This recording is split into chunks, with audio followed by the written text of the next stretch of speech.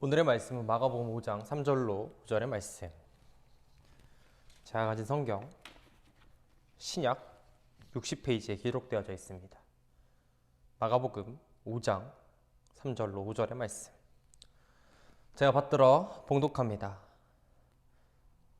그 사람은 무덤 사이에 거처 하는데 이제는 아무도 그를 쇠사슬로도 맬 수 없게 되었으니 이는 여러 번 고랑과 쇠사슬에 매었어도 쇠사슬을 끊고 고랑을 깨뜨렸음이더라. 그리하여 아무도 그를 제어할 힘이 없는지라. 밤낮 무덤 사이에서나 산에서나 늘 소리 지르며 돌로 자기의 몸을 해치고 있었더라. 아멘. 오늘 말씀의 제목은 간발의 차라는 말씀의 제목으로 여러분과 나누고자 합니다. 간발의 차, 이 말은 머리카락 한 오라기의 차이를 뜻하는 말입니다. 이 같은 말, 비슷한 말로는 한 끗 차이라는 표현을 사용하기도 하죠. 저는 이 간발의 차라는 말보다는 한 끗 차이라는 말이 조금은 더 와닿는 것 같습니다. 우리가 자주 사용하는 이 한 끗 차이라는 말의 뜻은 과연 무엇일까요? 한 끗은 주로 화투를 칠 때 사용하는 놀이를 때 보통 쓰이는 말입니다. 화투짝 2장 혹은 3장의 수를 더하여 10이나 20을 채우고 남는 수를 가리키는 말인데, 명절에서 모이게 되면은 이 화투판에서 자주 사용되는 용어들이죠. 때문에 여기서 조금씩 차이가 나는 것, 즉 하나의 차이를 한 끗 차이라는 표현을 쓰기도 했습니다. 이러한 계산 방법은 종종 많은 사람들에게 있어서 웃음을 주기도 하지만 어떤 사람들에게는 참 비참한 순간이 다가오기도 하지요. 노름이라 하면 결코 좋은 것은 아니지만 이것이 파생된 그 근간을 살펴보자면 정말 아주 안타까울 만큼 얼마 차이 나지 않는 상태를 이야기하는 것입니다. 머리카락만큼 간발의 차이라 함은 또한 머리카락 하나의 차이라는 말이죠. 그래서 이렇게 정말 알 수 없는 미묘한 차이를 가지고 올 때 우리는 간발의 차 혹은 한 끗 차라고 이야기합니다. 한 가지 예를 더 들어보자면 다이아몬드가 있습니다. 다이아몬드는 탄소 단일 원소이라고 하죠. 이 연필실에 들어가는 연필과 샤프심에 들어가는 흑연이라는 것도 같은 탄소 동소체이지만 다이아몬드와는 결정 구조가 조금 차이가 납니다. 즉 한 끗 차이로 다이아몬드가 되기도 하지만 다른 방면으로는 흑연으로 변할 수도 있다는 것이죠. 여기서 중요하게 이야기하고 싶은 것은 흑연이 전혀 중요하지 않다는 것이 아니라 다이아몬드를 가지고 싶어도 가지지 못할 때 이것에서 얻어지는 그 의미가 더욱 깊다라는 것입니다. 왜냐하면 흑연에 비해서 더 어려운 과정을 통해 다이아몬드가 결정되고 만들어지기 때문이죠. 우리의 삶은 바로 이러한 다이아몬드와 흑연처럼 한 끗 차이라는 것입니다.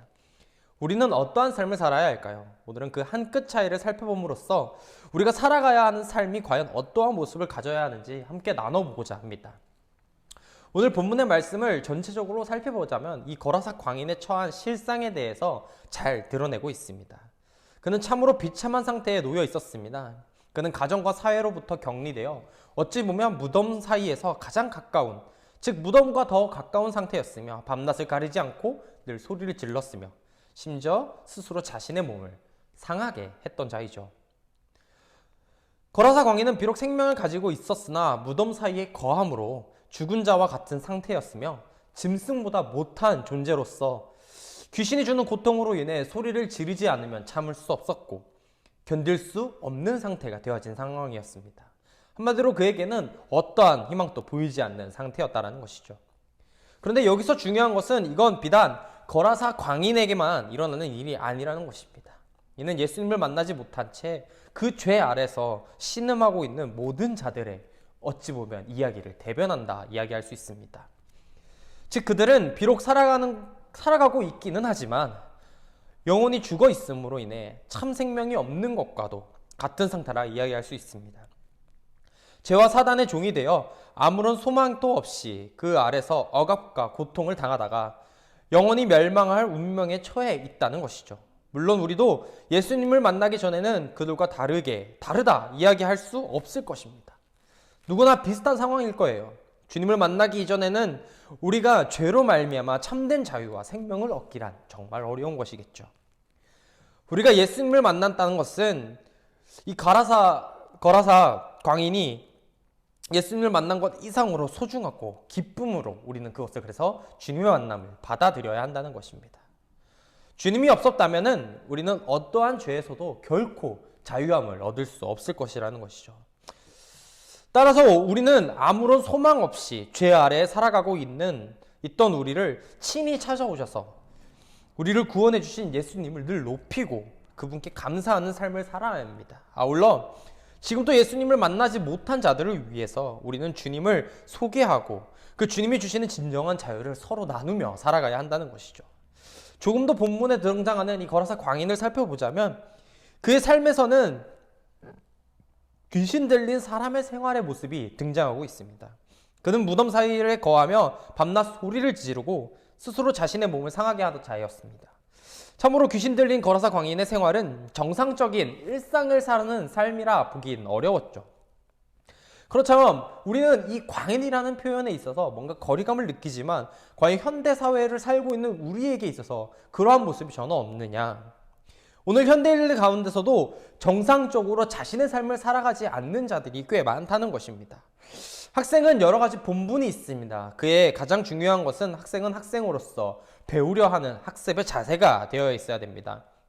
공부의 방향성은 조금씩 다를 수 있을지 몰라도 학생이라 함은 결국 배우고 스스로 어떤 것을 알려고 하는 노력이 필요한 거겠죠. 그런데도 그 배우고자 하는 것을 뒤로 한 채 자신의 쾌락을 위해서 사는 것은 결코 옳지 못한 것입니다. 건강을 해치는 행위를 한다든 자신이 해야 할 일을 하지 않고 다른 것에 신경을 쓴다면 그건 옳지 못한 일이겠지요. 그런가 하면 가장으로서의 삶에서 자신이 해야 할 의무를 다하지 않고 자식의 앞날에 대해서 고민하지 않으며 가정생활 이외에 다른 곳으로 정신을 파는 사람들도 있을 수 있다는 것입니다. 이것은 누가 보아도 정상적인 생활이라 이야기할 수 없는 것이겠죠.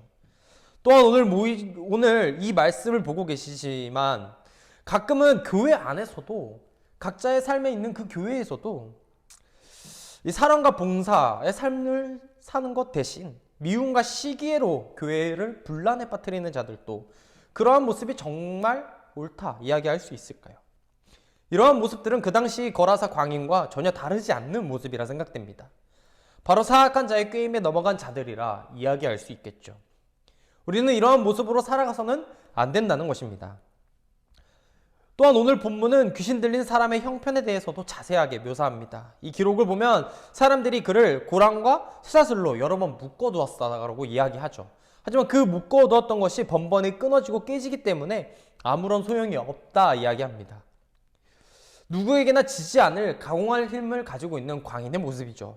물론 이러한 광적인 힘은 그에게 들린 군대 귀신에 의한 것임을 우리는 너무나 잘 알고 있습니다.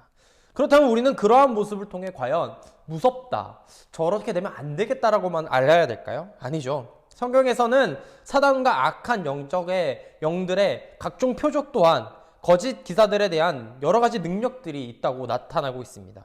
그런데 이러한 문제는 이러한 가공할 능력을 지닌 이들이 언제나 자신의 힘을 올바른 데 사용하는 것이 아니라 남을 죽이고 자기 스스로를 죽이는 행실로 표현된다는 것입니다. 오늘 본문만 보더라도 이 군대 귀신은 자기들을 가공할 만한 힘을 갖고 있는 사람에도 불구하고 그것을 사람을 살리는 힘에 사용한 것이 아니라 사람을 해하는 것에 사용했다는 것이죠. 심지어 돼지를 키우는 데 사용하는 것이 아니라 오히려 몰살시키는 것에 사용했다는 것입니다.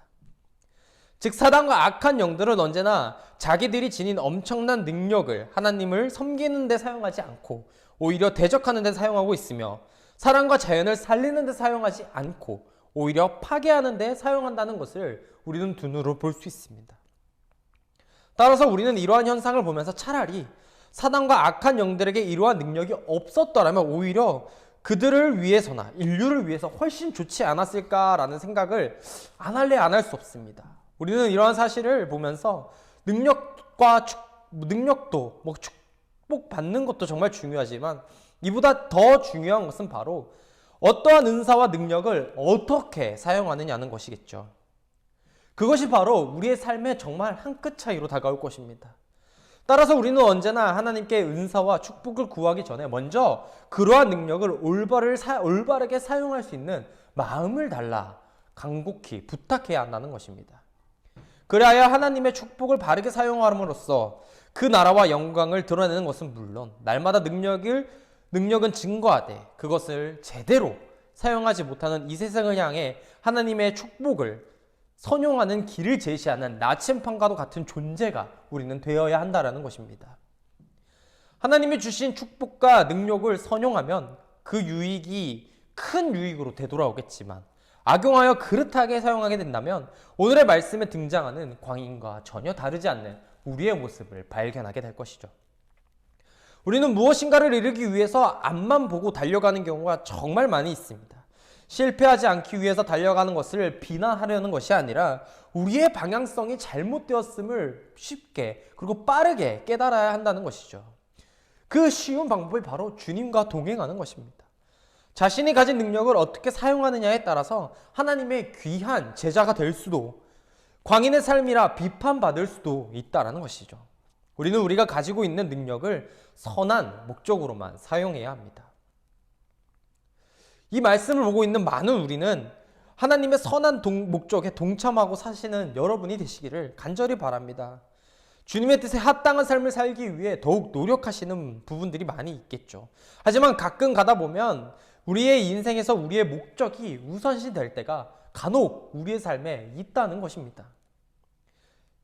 조금은 더 편하고 쉬운 길을 찾게 되거나 나의 목적만을 위해서 그 길을 걸어가는 것, 삶을 이어나갈 때가 있어요. 진정으로 중요한 것은 주님이 주시는 말씀에 우리의 삶을 연속해서 살아가는 과정이 즉 하나님과 뜻을 함께하여 다른 세상의 뜻과 일치하지 않는 올바른 가치관을 갖고 살아가는 것이 바로 그리스도인이 당당하게 걸어갈 길이라는 것입니다. 하나님의 자녀로서 하나님의 뜻에 합당한 자로 살아가시기를 바랍니다. 거라사 광인은 누구나 될 수 있습니다. 저도 여러분도 말이죠. 순식간에 한눈 파는 사이에 정말 조그마하고 미세한 차이로 인해 우리는 차이가 크게 벌어질 수 있습니다. 그러니 항상 주의하시고 하나님의 말씀에 귀를 기울이는 우리가 되어야 합니다. 한 주간 살아가시면서 여러분은 어떠한 선택을 하시겠습니까? 하나님의 뜻을 위해 살아가기 위한 노력을 하시겠습니까? 아니면 하나님의 뜻도 이웃의 이야기도 듣지 않고 자신의 이득만을 위해 눈을 어둡게 하고 살아가시겠습니까? 죄인과 의인은 한 끗 차이라 이야기할 수 있습니다. 자신이 자신만의 이득을 바라고 살아가는 것과 하나님의 뜻을 함께하는 것의 차이, 그 차이로부터 우리는 많은 것들의 변화가 시작이 될 것이고 그 조그마한 차이가 우리의 인생을 바꿔놓을 것입니다. 마치 자신의 이득으로 눈이 어두워져 있고 남들에게 해를 끼치는 거라사 광인이 되면 안 되는 것처럼 말이죠. 우리는 우리의 선택의 가장 바른 순간을 주님과 함께 하시는 여러분이 되시길 바랍니다.